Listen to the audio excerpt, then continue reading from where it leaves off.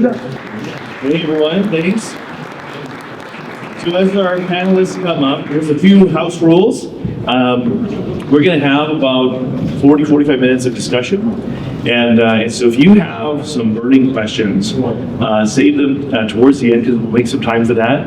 And some advice on questions. One, do not package your question as a comment, suggestion, or piece of advice. Right?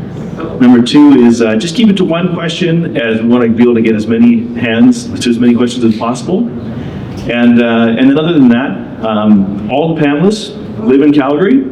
And so if you don't get your question asked or answered, then know that I think that I can speak for everyone on the panel, where I'm sure someone can connect with you and chat with you, and I have to volunteer with everybody here, but not that you have nothing going on. But so know that that's an opportunity as well. And the three are UofC alum. I'm a UofC alum as well. So why don't we kick off with some introductions? And I don't mind going first. I'm the CEO of an AI software platform called Knowhow. And we're predominantly in the US. I just got back from Utah about 4 hours ago. And so we are very active in, if you ever seen, did you notice that something happened in LA recently? So the segment of the industry that responds to all that is a segment of construction at the crossroads of insurance. And those are our customers. Our customers put together catastrophic events, and we power all the intelligence and all the knowledge across those workforces. Came to Calgary from, as I like to refer to it, the motherland, Saskatchewan. And so this year marks 20 years that I've been in Calgary. It's from about, I think it was about 6 weeks after moving to Calgary, I made my first payroll. And so I've been making payroll every second Friday since I moved here. And so I've been building on my 8th venture now. And I went to the UofC, jumped in at the Haskayne School, and ended up graduating as a history major. But had a good time and have stayed really connected. Let's go to you, Alex. I'm Alex Todorovic. I'm CEO and co-founder of Arbor. We're doing this for 4 years now. I used to work at the university at the Hunter Hub up until 2020, where I essentially founded and created this thing called TechFest, which some of the companies that are here were part of. And then from there, I met some cool people, and we decided to make our own company. Sometimes I ask myself, why the hell did I do that? Other times it's pretty awesome. Year 5 now, it feels like it was 10 years, but also what we do is we have created a platform to be able to calculate the carbon emissions of supply chains at a very, very granular level. So if you want it down to a understanding of a molecule level, we will tell you. So next time you're buying Crocs. That's one of our biggest customers, and so most of the data that comes out of Crocs is probably powered by Arbor when it comes to carbon emission stuff. Pretty cool. Thanks, Alex. Give them a hand of applause. All right, next time, Sarah. Do you have a mic? Or we have a floating mic? Maybe I'll float. We're here to make mental health support for entrepreneurs both accessible and a business priority, really working to shift the narrative within the entrepreneurial ecosystem so that folks really start to prioritize and address some of the mental health concerns. I'm a registered social worker, and I did my MSW at UofC 5 years ago now, almost. Actually it was with one of our other co-founders, was one of my friends and classmates out of UofC. And so I think that a big part of why we are doing what we're doing is because of what we learned in our program, and a real emphasis on, within the social work program, systems change and wanting to grow and build an impact-driven company. Awesome. Thanks for having me. Good. Now to the man who kind of got us all to the right place, because it's his system that we all logged into, so it's pretty cool. Lucas? If it didn't work, it's not my fault. That's all that matters. Blame it on Ticketmaster. My name is Lucas McCarthy. I'm the founder and CEO of Showpass. I began this journey roughly a decade ago, so when he says it feels like a decade, it actually has been a decade. I think you can start to see it actually in our hair. A lot more gray hair You'll notice my hair has no gray hair. He's obviously done it the right way. Our platform is a relatively simple. We sell tickets to things online. So we built a business, really kind of being the big guy in the world and making a platform that actually people don't hate. So I think that's probably the easiest way to separate ourselves in the industry is you've got a fairly substantial market player who's large and well hated. So a great opportunity for a company like us to start up, and we're roughly around 100 people here in Calgary. We've started, I think, in really 2014. Kind of built a company since. So that's me. That's Lucas. But let's talk about some of the brutal realities. So let's start with you, Lucas. Lucas, when you think about starting Showpass, what were some of the most difficult chapters in the early years?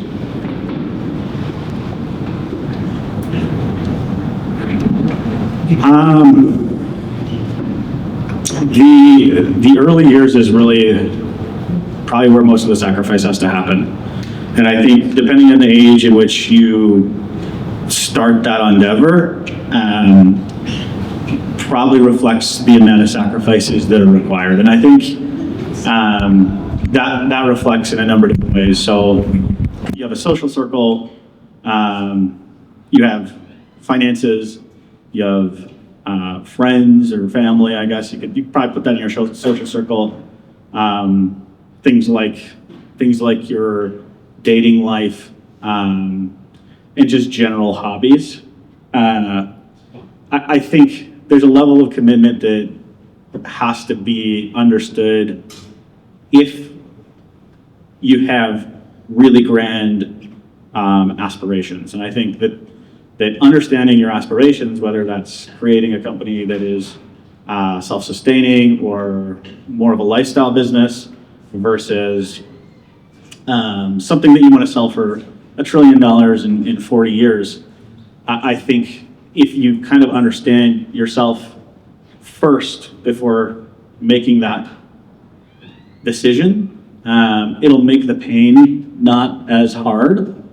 I probably went through like a fairly substantial social purge at the outset, and I think it made it really interesting 5 or 10 years down the road, where you run into a lot of these people, and lives are so far apart. So I would just say that those are the biggest struggles: is understanding what you have to give up, and then making sure that what you don't give up are the things that keep you going. And I think that's the toughest part, is when things do get tough, the things that you gave up can't be the things that, or the things that you didn't give up have to be the things that keep you going. And whether that's family or whether that's friends or whether that's, for me, maybe it's cutting grass. I think there's certain items you got to not give up, and those will keep you grounded. And that's more so how I would maybe summarize it for me. Cathartic tasks, cathartic people, right? You got to hold on to both of those, right?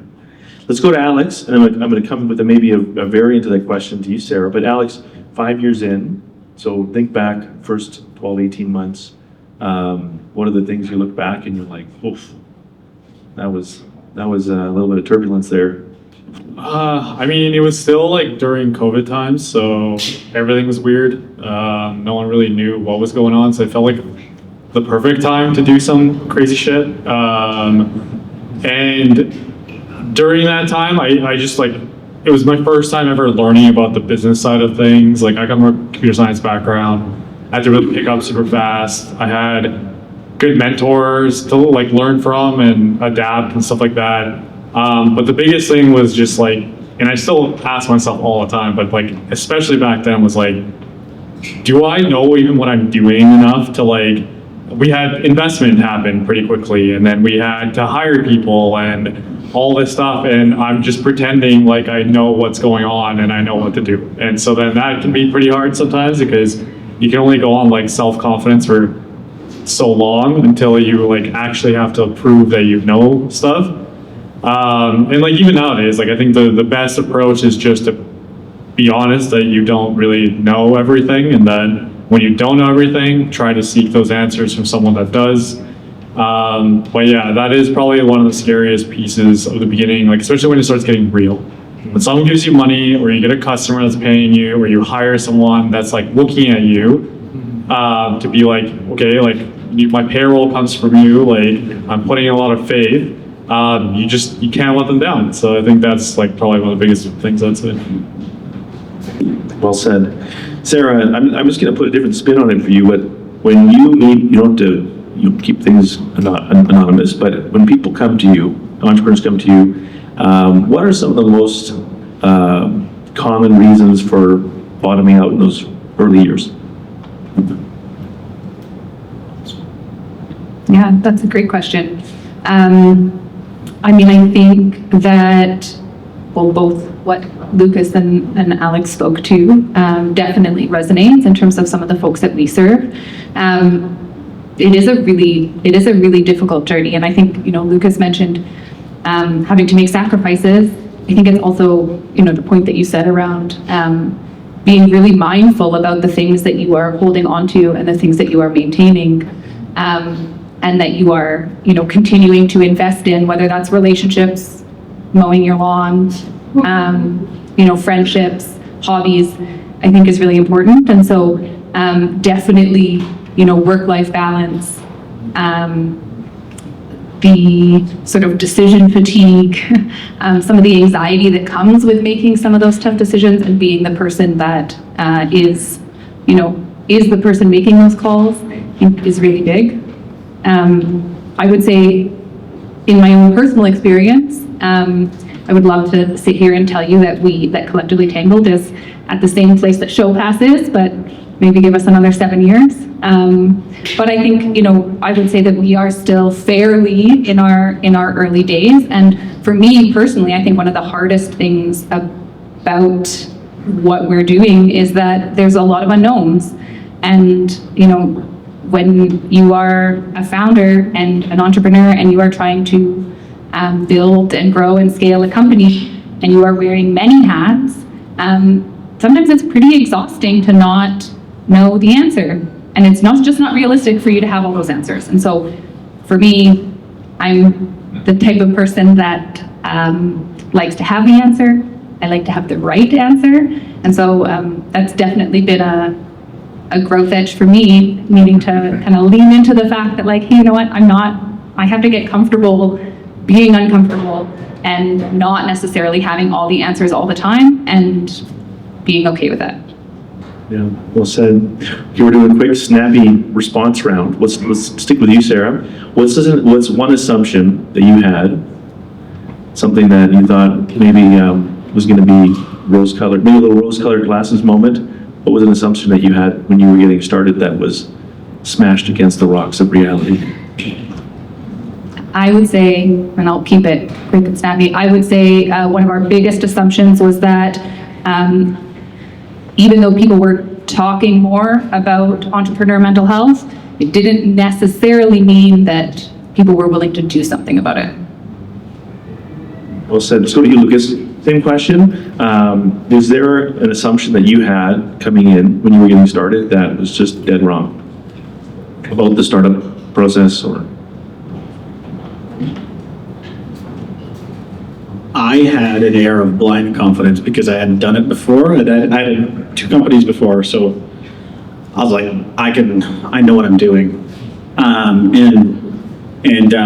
This was I was just playing in a different league. And when you finish university and you get equipped with this confidence that comes in the form of a degree, and then you walk into, whether it's fundraising or a client room, and they tell you you're a fucking idiot, you gotta be able to bounce back from that. And I think like that happens like a lot in the early days, where you're like almost all your assumptions are incorrect, and you're kind of just like a blind person walking through the Amazon, and you just hope you get to the other side. With no anacondas, right? Yeah. Okay. Alex, same question. Though I've heard you to look out for the tree frogs, that's what I heard you have to look out for. But the same question. So when you were getting into it, you probably had some assumptions. You were plugged into the Hunter Center, Hunter Hub then, and so you were drinking from the faucet of entrepreneurial dreams. What turned out to be a little different in the real world? It's gonna be so embarrassing. So this is a treat for everybody. For some reason, when we first started, as soon as we got investors, I thought they were my bosses. And so I would just be like, sir, yes, sir, sounds good. And then James from Thin Air pulled me aside. He's like, you don't have to listen to what I say. I'm gonna say a lot of stuff. It's like your company, you do what you need to do. And I was like, okay, yeah, that makes a lot of sense, sir. And then, pretty quickly I got that kind of beaten out of me, but at very first I was like, the person that gives me money, I gotta just do what they say. And I was just so green at that time that, yeah, it's kind of hilarious. Hey, living and learning. Okay, I find that a lot of people, when I go to events like this, someone will either say, I've got an idea for a startup, but you have to sign this non-disclosure that I've drafted using ChatGPT, right? Saying, right? Or someone will say, my idea is not big enough or bold enough or game-changing enough, and so they don't do anything. Lucas, when we start, well, you get the mic. Let's go to you, Alex, and we're gonna bounce over Lucas. But what would you say to that person who said, my idea is just not big enough to get started?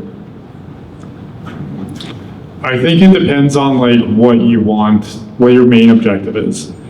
Do you want a big, scaling, fast-growing company? That's a choice for sure. Or you could just start a business that does pretty well and you have a lifestyle business. I think the whole entrepreneurship thing gets a little overblown. I honestly kind of hate my title. I think me being I'm a CEO is super cringy. I'm a co-founder of a company. Me being a CEO doesn't really give me some sort of special treatment in the room or anything like that. But as a business owner, if you have an awesome business and you're killing it, do you need to expand? Not really. If your aspiration is to build something really big, then you should do it and think big. Because the only person that's going to be really blocking you is yourself at that point. But really it just depends, do you want the fast growing, all the headaches that come with that and the investment capital and stuff like that? Or do you want to start something smaller where you're kind of fully in control and maybe you sell it off someday? Either pathway none of them are wrong. It just kind of depends on asking yourself what you want to do. Let's go to you, Lucas, and then Sarah, I want to come to you with a kind of a twist on that question. But Lucas, same question is, I think some people stall out around this idea of saying, if I don't have this massive, game-changing, Musk-worthy startup idea, why start? What's your reaction there? I think in general, it's great for people that are competing against those people because they'll win by default. But if you are that person and you'd like to win, I would say this is it very often doesn't come from an idea that is fully fledged out. And if you've spent the time building a business plan even in your head from start to finish, you've probably spent too much time on it already, and you're already wrong. So I think my general advice in that situation would be what you have to overcome at the very outset is survival. I mean, you really only have to make sure that you can afford food, or if you have enough money to survive that, you really just have to make sure you don't lose what you already have, which could be not much. Mm-hmm. So I think setting the goals in a similar fashion is probably where you need to start, because you can change these things all the time. You can start with an idea where you're selling the little stubs on the bottom of a chair, and then all of a sudden you're going to make the bottom of the chair, and then all of a sudden you're going to make the chair cushion, and then you're going to own all these things could expand relatively easily, and all of a sudden you're the chair manufacturer of the world. So I think like it just, the key step is starting, and for me, like when people say I don't have an idea, or they say I need an NDA, it's like, it has nothing to do with your ability to come up with the idea. It has all to do with your ability to go out and actually get it started, because that's where 99% of people fail. So Sarah, your business is a little bit unique in that, is it fair to say, it's like almost like a tech-enabled service? Having never, I'm going to call you, right? But having not yet used your services, I mean, at the end of the day, you probably had to think around scalability and how big can this thing become? And I think a lot of people get trapped in the, if it's not ginormous, why start? If it's not noteworthy. And yet there are some massive tech-enabled service plays. So how do you think about that balance of, if this isn't a big enough idea, if it's not that cool, like, why even start? How did you navigate that? So yeah, you're totally right. We're very much a tech-enabled company. We offer digital mental health services to folks.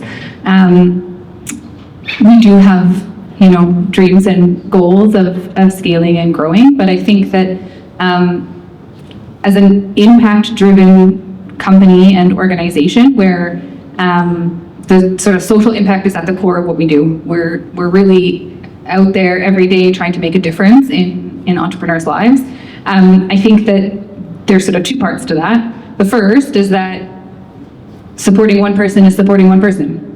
And so, that idea of like, it's not big enough. We have absolutely, as Lucas said, we've pivoted over time, and where we started is not where we are now. But where we started was, really just trying to help one individual at a time. And so I think that it's okay to start small and recognize that there is opportunity and potential to shift and pivot over time. And I would also say that I had a two-parter, but I lost the second part. But come back to it. I'll come back to it. Just give me the old wink when you're ready. And My business is open. yeah. That's the second part. That's part two. Yeah. No, I'll leave it at part one because I lost part two. I like part one. Yeah, Okay. that's good. So we're going to shift gears to that stage where a business starts to really take off, and some people refer to it as now you're scaling, right? So depending on the type of business, I think most would refer to it as, you've reached a level of market validation, and now you have to move from spaghetti launching to predictable, scalable, and that dreaded P word that some investors want to hear and some don't, called profitable, right? So at that point, I think that there is often a state change within the team where you're moving into that operational stage where we sometimes have to really tighten up our shoelaces. So I'm curious, there was a great book written by an American business coach called Marshall Goldsmith called What Got You Here Won't Get You There. And so why don't we start with you, Lucas, and then we'll work our way across. And I'm just curious, what is an example of something that you really had to level up in your game as Showpass, went from, 10 staff to now 100 staff? So give us an example of something that was just not good enough in Lucas V1. I have such a funny example, but I can't give you the actual examples because it'd be inappropriate. So I'll give you the summary. And because I have After dark. Yeah. After dark panel that comes later. I don't know if Philippe told you about that, but it says. I'll give you the example of today. I actually have a good example of today, and I think it'll give you some interesting insight into the culture and potentially veer some people away from the company and some people towards the company. So we'll see where that goes. And I have my HR person here, so that'll be great. Give a wave, just so we know. Don't do it. And this is probably something I'm learning in real time, and I think is probably like a difficult truth, because I kind of cringed actually when I heard you say, like, I hate the title of CEO. Like I don't get, I'm not anyone different than anyone else, and I think like I'm slowly starting to realize that was my mentality, and at this point, like I am different, and it's not in like an egotistical way or anything like that, but your words carry different levels of value, and they mean a lot more to different people. And small things can have large impacts when you're 6 levels away from an individual in a company, and they may not know you, they may not understand how I like to operate or the type of person that I actually am, like deep inside, or and I think that's probably one of the bigger challenges that exist in even my size of organization, is like you can't be that same person you were when the company was 6 people. You can't treat people the same way. There's a certain level of formality and like professionalism you have to derive and grow from. And I think like that becomes more and more and more difficult as someone who is not historically media trained, or not so. I'm like a very off the cuff personality, and like I like to think I'm very approachable and all these other things, and then I get in front of the company and I am that person still. I'll give you the example of today because I think it was still funny, but we'll see how the crowd likes it. We had a comment in our office today that the office was cold. And the office is cold. It's really cold. Mostly as a result of it being cold outside. And our building is like from the 80s, so can't fix that very well. And my comment was, in the summer, wear less clothes, and in the winter, wear more clothes. And when you say that out loud to the entire company, that you should wear less clothes, it doesn't really land the way that you hope it would. Because you were just like, I just want you to wear a t-shirt. I don't want you to wear less clothes. And then you have to explain it because you don't really know what you meant to say. It wasn't that, and everybody might think of it something differently, but that's not what you wanted. So those are the types of things that I found myself in trouble like a lot. And not necessarily that direction, because it's also a little bit more serious when you start to say things that can be taken way out of context, even if you don't want them to. And that's probably one of the most punishing things at this level that you have to grow and adapt to and like bite your tongue for. That is probably not something that I was formally prepared for. There's pieces of you that continue to persist no matter how good you get. And sometimes every once in a while they just peek their head out and cause trouble. So that would be my answer. Hey, I'll take it. Thanks, Lucas. Sarah, to you, and then over to Alex. I think it'd be good to get both of you to answer this. And I'm going to give you about 30 seconds each. So, Sarah, you mentioned earlier that you said it's our ambition to really grow and scale this company. So you're in the hot spot, in the hot seat here, and then Alex coming to you, same question, because you said, I don't feel like the CEO. Lucas said that'll change, right? So what's something that you recognize that is going to need to grow in your leadership ability, your ability as an entrepreneur over the next few years? And then I'm coming to you, Alex, with the same question. There's so many things. I would say, for me personally, I think that one of the biggest things an area that I need to grow is being comfortable letting go. When you can't have your hand in everything all the time. For somebody that really, for better or for worse, has a lot of perfectionist tendencies, that's hard. and I think it will be continue to be hard. Yeah, well said. Yeah, It thanks for your. feels really good when you get done.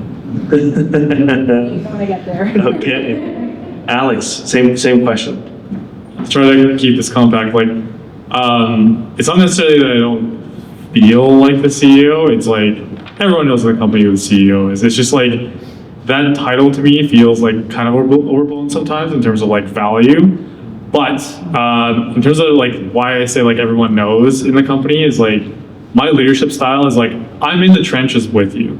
Like I lead from the front, and then no one can say that like, oh, well, Alex is just like slacking off on his ass basically. Like, and everyone kind of knows that. And so when I have things to say, like everyone listens. And there's really like I'd say rarely pushback or whatever it is, because people kind of know my intentions. My intentions are always like for the best of everyone, for the best of the company, and people believe that. The problem is that I can see that happening is like leading from the front gets when you're like at a 100, 200 person company, you can't always be with the trenches with like everybody. So then I don't think it's sustainable, but for right now, like it does serve quite a good purpose, I'd say. Well said. Well said. And I think if you were to bias towards one, it's a pretty good bias to have, right?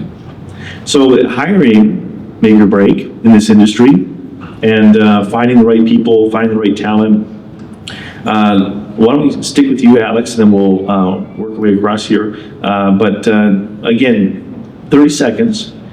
Give us an example of something that you do that you would say, this has really worked well for us in terms of hiring and bringing good people into the company and making sure they're the right fit for us. It depends on what stage you're at. If you're early stage, I think people use this a lot, but I think it's legit.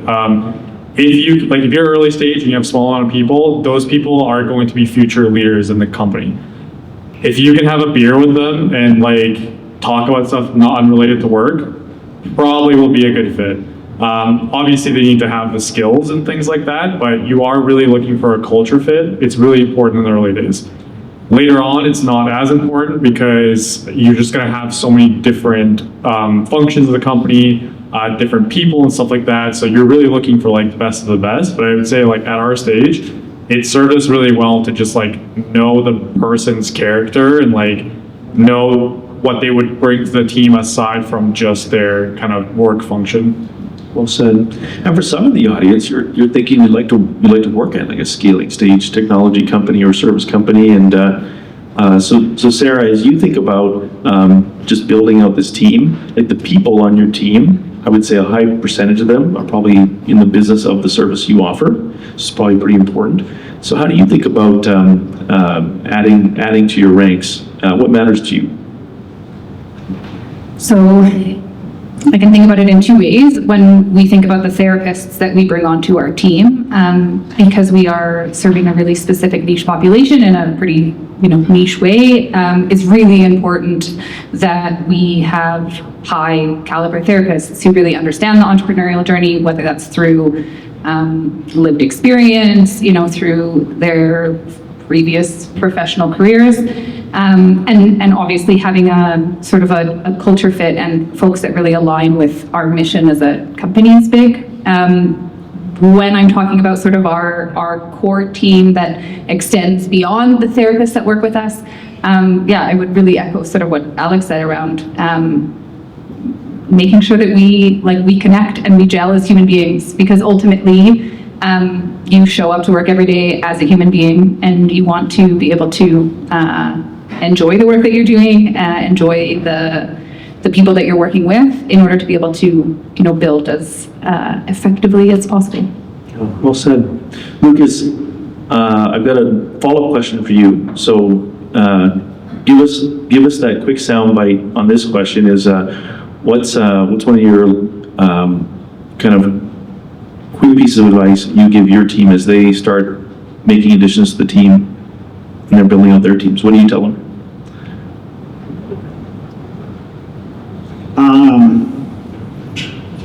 I love going through this process with my team, but one of the things that I always want my team to get out of the counterparty when building their team is that the counterparty knows who they are. It's like a very, like they're self-aware, and that goes in a positive direction and a negative direction. They know their strengths, they know their weaknesses, and not in a formal like interview sense, but actually like in life. And I think that comes with a very difficult set of questions in interviews, because those surface level questions don't really do much. Yeah. Well said. So capital plays a big role. I think when we think stereotypically around scaling software and scaling companies, we often think about these big funding rounds and funding round announcements. And Philippe talked about, this $23 million round. So most of these companies have had to navigate, do we bootstrap, meaning do we largely self-fund from, say, founder capital and then, reinvest revenues or use non-dilutive sources of capital, or do we take on equity financing, meaning do we give away some of the pie? Someone has strong opinions on this stuff. So I know where we're going to start. But so I'm just curious, we'll start with you, Lucas, but how did you decide whether you would go that kind of bootstrap route or that equity financing route? How did you decide?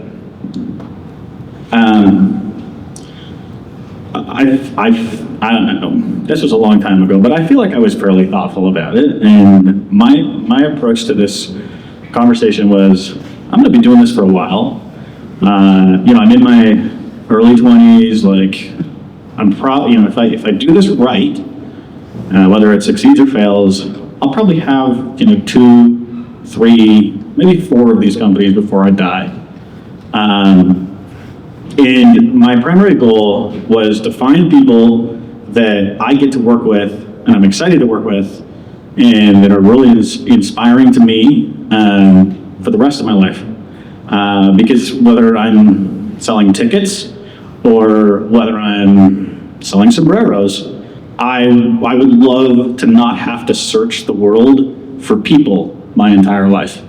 If I could do this once and grab a gang of people that just want to keep doing it with me, that would be sweet. And the only way that I thought at the time to make that into a reality was to make sure that the people that I walked that journey with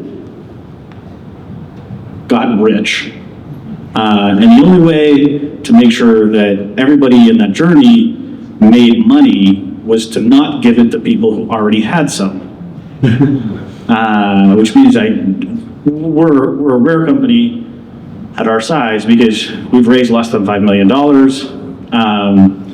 And we haven't raised any money since 2019, although that may change this year, but that was really my primary reason was, if I can give equity to the people who are in the company, they'll care more. And if they care more, they'll do better work. And if they do better work, we'll grow faster. And if we grow faster, we'll get to the finish line faster. And we can do it all again with way more money this time.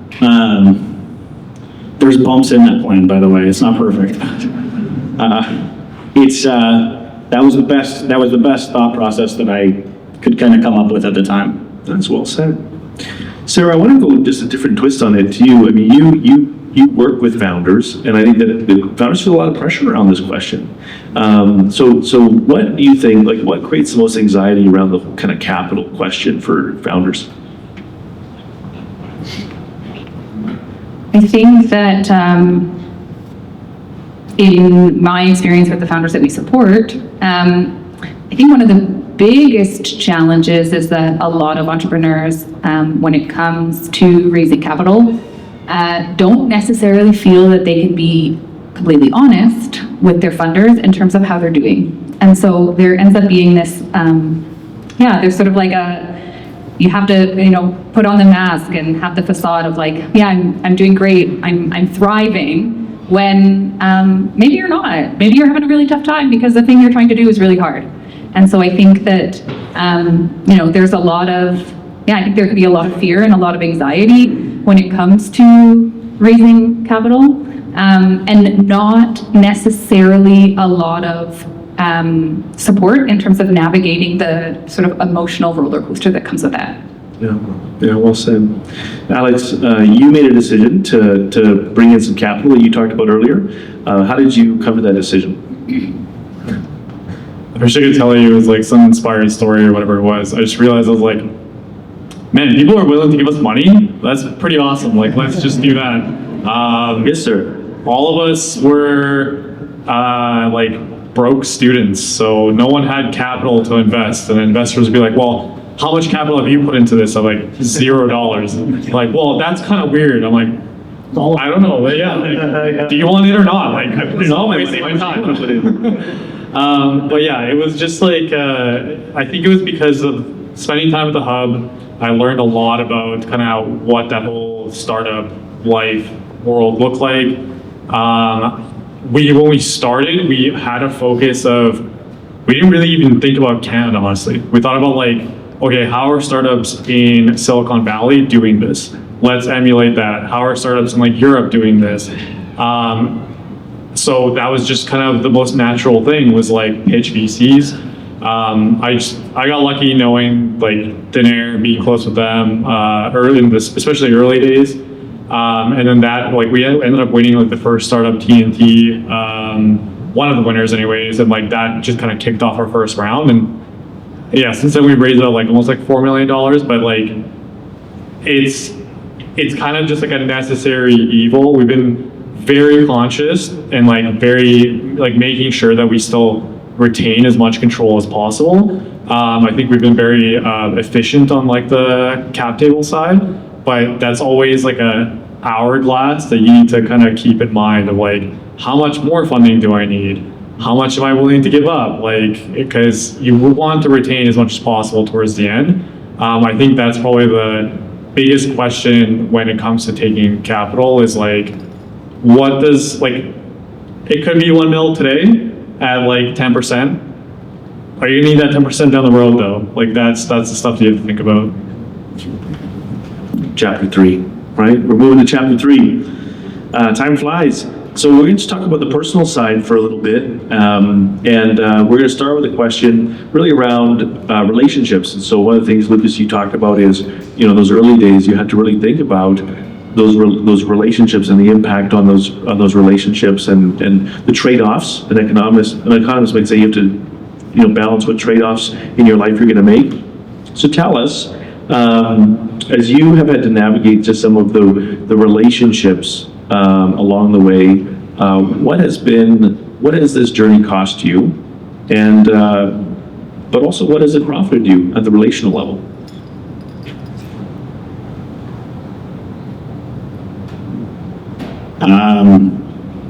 I made a very conscious decision very early on. That was probably wise beyond my years, to just ditch most people who I spent a lot of time with in my friend group. And like, it didn't, I retained one of those people as a friend, who's been my friend since, I don't know, like grade 2. So he ain't going anywhere. He's in Texas, so like he's there, I guess. So I guess for me, like, there's a lot of really high performers that I think struggle with the like social, the balance required to retain a social life and work. And I just kind of went all in. I was like, I don't need a social life. And I had a girlfriend at the time who's now my wife, which is very lucky because I would definitely still be single. I don't know what I would do if I had to date. So, you know, I was really grateful that I had met my wife before having to go down this path. But I think that's kind of the situation that you've got to adapt to, is like, I traded my entire social circle for a job and maintained a life and Sunday dinners with my family.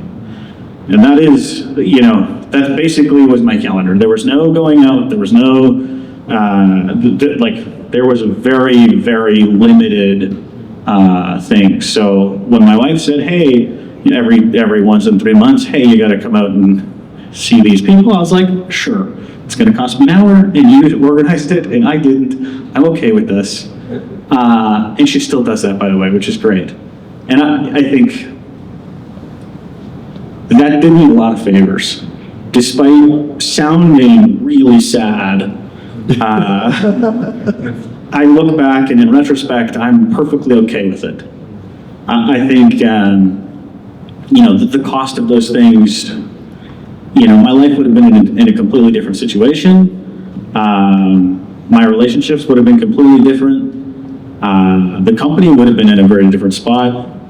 And, I'm fairly confident of that. So I'm glad I made that decision.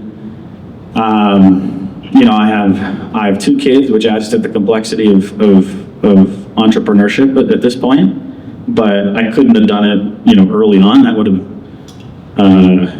I think I probably would have withered away. So I think that's really the cost. And the benefit is you get to spend a lot of time with the people who you chose, and those relationships get stronger and stronger and stronger because you have to do it from a place of almost incredible defense. You're like, okay, I got to maintain this. I have to maintain this. I have to maintain this. But this is really the only thing I have to maintain. So that's not so bad. So that's how I would answer that one. Okay, very honest. Sarah, give us your response to that, and then I'm gonna check in with the audience here. So relationships often take a bit of a pounding when you're building something. What did that look like for you? And give us kind of what you've learned from that. So I'm going to kindly challenge Advise Lucas. I don't know that I would really be doing my job if I didn't. That I do think it's possible to pursue entrepreneurial endeavors and maintain relationships that are important to you. And I absolutely appreciate the sort of sense of pressure, feeling like that's something that you need to do. And obviously for you, Lucas, that you feel like it worked out, and that's amazing. So far, so good. But I think that's something that I think, at least for our team at Collectively Tangled, it's really important for us to practice what we preach and to live our values. And so I think that when it comes to my relationships, I mean, definitely, there's ups and downs. In the very early days of starting Collectively Tangled, I was still working another full-time job as a therapist, doing a lot of frontline work, and I was absolutely burnt out, and it absolutely took a toll on my friendships and my relationships. But I think that being really thoughtful and really mindful about the people that you have in your life, the people that you have in your corner, and your willingness to be open and honest with them. If I don't always have capacity, I'm not always going to have capacity. I don't, and so when I don't, I'm upfront about that. I let my friends, I let my family know, hey, you know what, I don't have capacity to show up right now. It doesn't mean I'm walking away from that relationship. I think I'm sort of setting expectations and maintaining boundaries there. But I would encourage you that, if you are sort of embarking on this journey to do it mindfully, because the people that you have in your life, at least for me, my friends and my family, they fill my cup. And so I know for me, at least, I wouldn't be able to do this without them. Good perspective. Okay, audience, you get a choice. Do we want to have a little more Q&A time for the audience, or do we want to rocket round? We want to run one rocket round. So show of hands, let's get right into questions, or we want to have one rocket round. Oh, and then everyone else, checked out a long time ago. It doesn't matter what you think, right? You're somewhere else. Okay, we're going one rocket round, all right? So we might as well have some fun with this. We're just gonna do startup myths. Startup myths, right? Let's do that, okay? Startup myths, and so basically true or false, okay? True or false? And we can forget the mic, just basically, I'll just say true or false, just hold up your hand. So true or false? Hire slow, fire fast. True or false? True? False? False-ish? Undecided? True if you can. True if you can, okay. HR's in the room. Legally speaking. Okay, myth, there's 5. Okay, there's many myths, but I picked 5. Failure is a badge of honor in the startup community. True or false? True? False? Also false. False, okay. It's really hard for the therapist to not say it depends. Exactly. Sometimes your clients just ask you, just shoot me straight. Like, it depends. No. Okay, founders need to be the hardest working person on the team. Lead from the front, folks, right? Founder needs to be the hardest working person on the team. True or false? True? Okay, there you have it. Okay. And then if you build an exceptional product, I mean a very cool app, the market will come to you. True or false? True? False? Yeah, but there's some people in denial right now, right? Right? They're saying, you haven't seen my app, right? No one else. Yeah, makes me think of there's a great book called The Mom Test right now. So, okay, last myth: raising venture capital is the best way to grow a startup. True or false? True? Is there like an in-between? Like it depends? We do live in a very postmodern world, so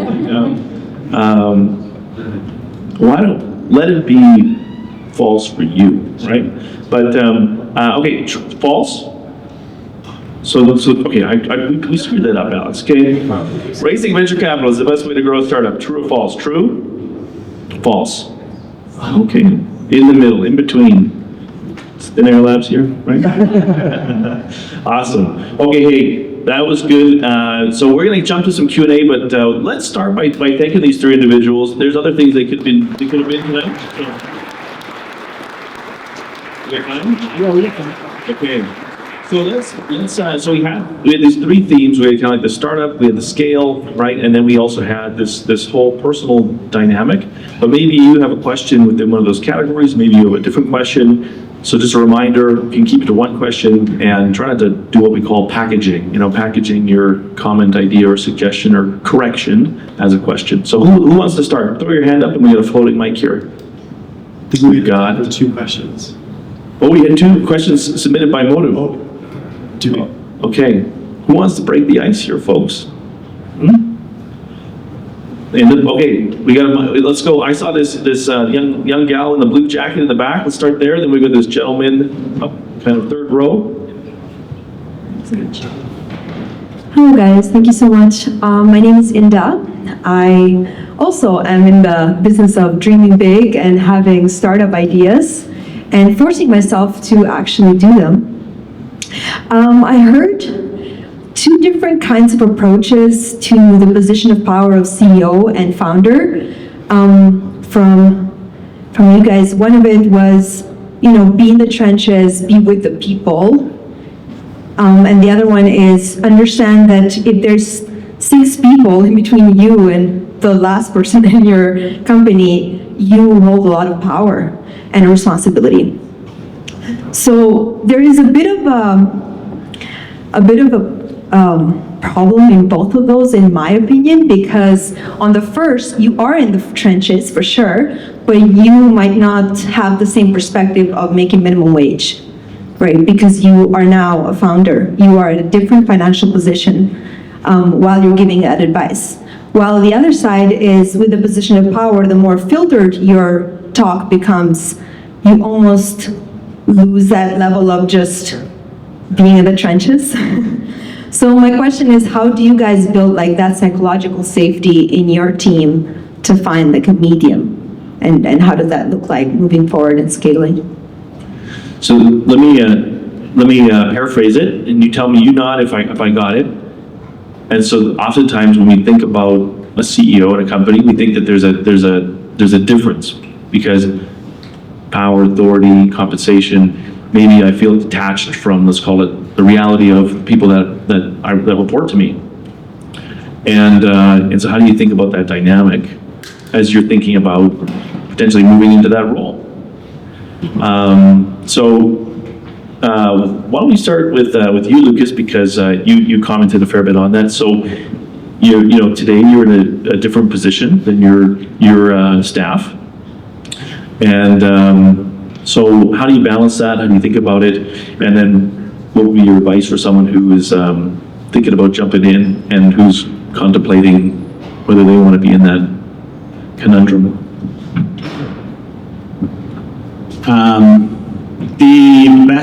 The best answer I can give is that to address the final part of your question is, I earned less than minimum wage for a long time. Yeah, so that happened, and that's okay. So I haven't forgotten. The second part of this is, you can't, no matter how big the company gets, you can't lose sight of the front lines, and that happens in a lot of different ways when the company gets bigger, because problems start to solve themselves at different leadership levels, so you don't actually see all the problems. The fun part, I guess, about my job is when you put the proper people in certain positions, you get time. And that's when you get excited. When I get excited about putting someone in a really great role who took a lot of stuff out of my plate, I get time. And that time is where you go and maybe like what I would call the yo-yo, and where you yo-yo and you're back down in the trenches. And I spent Christmas Eve working on our phone lines. We had an outage during an on-sale, which was absolutely brutal. We were at an off-site, and the site had some issues that I'm not going to talk about because it was painful, but I literally picked up the phone and I was calling people and selling tickets. And you get a ton of insight during those types of periods, but then you realize as an individual who has, let's just say 100 people underneath you, that your impact is multiplied on each one of those people. So the more time that you spend in the trenches, you're doing that entire group of people a disservice. Like, I get a lot of inbound VCs, and I just tell them, like, what are you looking for? And they're like, oh, we're A stage, like, $10 million ARR. I'm like, sorry, that's not us. Like, I don't want to waste your time. I don't want to waste my time, kind of thing. So just really understanding your audience and making sure that, like, they understand your stage of the company. That should formulate your strategy of how you, like, talk to VCs. Last question from the very practical question. What UofC resources have you relied on to help to get to where you are? Or just what resources do you remember using maybe when you're at the UFC? So I think Alex and Sarah, you're the most recent grads, and so I think you probably experienced this, the most recent, I'd say, kind of groundswell of resources. So I'll start with you, Sarah. What UFC resources have you been able to take advantage of, or even if you didn't take advantage of them, you're aware of them and you think they would have been helpful? So I would say from a very sort of specific social work niche, that I have continued to go back to UofC over the years since I graduated in terms of some of their continuing education credits. I think that some of the certification that you can get sort of post-grad has been pretty helpful.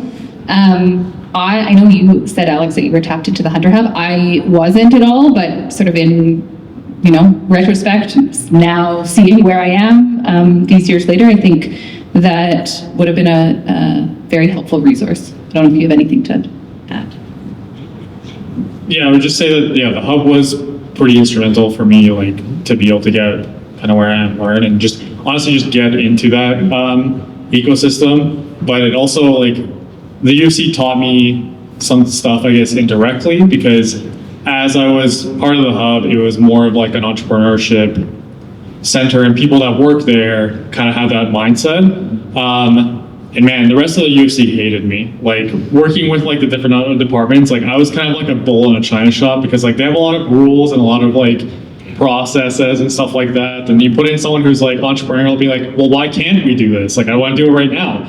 And so I think it like helped me learn a lot about like instilling new processes in our company, and like making sure understanding like why they exist, and the reason in terms of like keeping things cohesive and strategic and stuff like that. So just that experience of these like different multi teams and functions and stuff like that helped kind of put our company together. Yeah, well said. Let's kick it to, this is a good question, will be our last question. So let's kick it to Lucas. So Lucas, you're an alumni of the UFC. Probably a lot of people are either in a position where UFC is kind of in their rearview mirror, right? Maybe like you. What would be your advice in terms of how they can kind of maybe tap into some of the UFC horsepower? Any thoughts there? I mean, I won't speak to what these guys did. I don't want to rehash that, but I would maybe something a little bit more tactical is the strength of what exists in the real world when you have a crossover with a graduate in a city where graduates of that university don't actually exist is incredibly powerful. There was a situation once where I was in a very different city and talking to a company that I had no business talking to. And the way that I got in was because like I saw that someone had graduated from the UFC, and I messaged them and was like, hey, I'm also from that university that's 3,000 kilometers away, and you should talk to me because of that. And it worked. So I think like that's maybe something a little bit more practical that's, you know, less infrastructure based, but still a good use of that degree. Awesome. So here's my challenge, everyone.